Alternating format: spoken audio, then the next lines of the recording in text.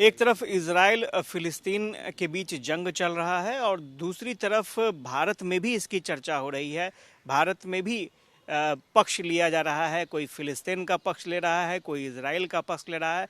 हमारे साथ जेडीयू के वरिष्ठ नेता हैं गुलाम गौस साहब, उनसे जान लेते हैं किस तरह से देखते हैं, किसको माना जाए। आप किसके फेवर में हैं गुलाम गौस साहब? मैं किसी के फेवर में नहीं हूँ। जिसके साथ अन्याय हो, जिसका दमन हो, उसके पक्ष में हूँ।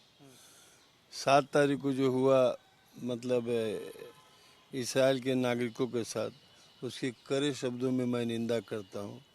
लेकिन इसके पीछे अतीत भी देखना होगा कि इन लोगों ने करीब करीब इसराइलियों ने 9 लाख नहीं सॉरी 1.5 लाख फ़लस्तीनियों को जो है अपने देश से निकाला कर दिया। अपने ही देश में वो रिफ्यूजी हो गया। ये उसके आके छाती पर सवार हो गए।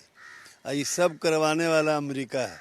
अमेरिका को बहुत यहूदी लोगों से मोहब्बत था तो अपने देश में बसा देता। इंग्लैंड वाले अपने देश में बसा दे तो मुफ्त का चंदन लगा ले रघुनंदन, लाके जो है फ़लस्तीन पर ज़मीन कब्जा करवा दिया। और मेरा तो कहना है कि अमेरिका इस दुनिया का, अमेरिका और इसराइल दोनों दुनिया का सबसे बड़ा आतंकवादी और साम्राज्यवादी देश है। इतिहास देख लीजिए अमेरिका का। हिंदुस्तान के साथ क्या रवैया, हमारा साथ दिया है कभी? आज चाटुकारिता में कुछ लोग लगे हुए हैं, हमारे देश के नेता लोग जो कभी साथ दिया है?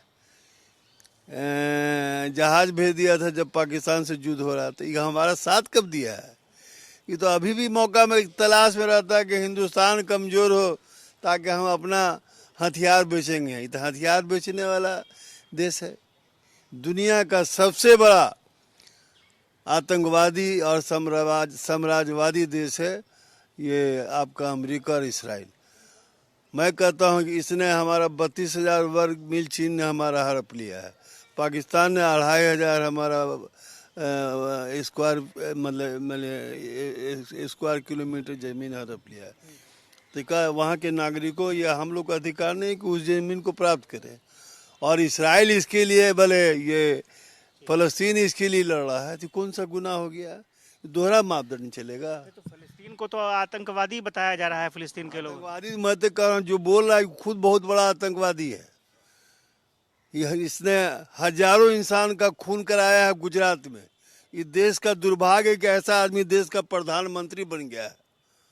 ये कहने की साहस सब में नहीं है, लेकिन मैं कह रहा हूँ देश का दुर्भाग्य है जिसके दामन पर हजारों इंसान के खून के धब्बे मौजूद है, जिसने त्रिशूल पर बच्चों को उछलवाया है। ये सब देश में राज करने लायक इनका टाइम पूरा हो गया, अब जाने वाले हैं। अच्छा, लेकिन अभी जो एक चर्चा हो रही थी, एक तरफ कांग्रेस सीडब्ल्यूसी में भी हुआ कि फिलिस्तीन का वो लोग सपोर्ट करते हैं, दूसरी तरफ ये भारत। अटल बिहारी वाजपेयी ने, नरसिम्हा राव जब प्रधानमंत्री थे, अटल बिहारी वाजपेयी ने कहा था, लेके परसों करने के पढ़िए अखबार में, कि बहुत भाषण दिया था कि बहुत देर किया है नरसिम्हा राव ने फ़लस्तीन का समर्थन करने में। हमारी ये नीति रही है। अटल बिहारी वाजपेयी तो भाजपा के थे, उनका ये कथन था। दूसरी तरफ इसको देख लीजिए, अनपढ़, पता नहीं पढ़ा लिखा है कि नहीं है, कोई जानता भी नहीं है। तो अब तो भारत इजराइल को सपोर्ट कर रहा है। गलत है। उससे बड़ा आतंकवादी कौन होगा इसराइल से? 1.5 लाख लोगों को मतलब मरवा दिया है अब तक, जो 1947 से लेकर अब तक। तू पिए तो शरबत और मैं पिए तो ताड़ी। यही पूरा उसके बाद। ये तो गुलाम गौस थे और इन्होंने साफ तौर पर ये कहा है कि इजराइल को समर्थन देना बिल्कुल गलत है। और आतंकी देशों की बात करें तो इजराइल ने जो किया है, अमेरिका ने जो किया है फिलिस्तीन के साथ, वो बिल्कुल गलत किया है। और गुलाम गौस फिलिस्तीन के समर्थन में खड़े हैं।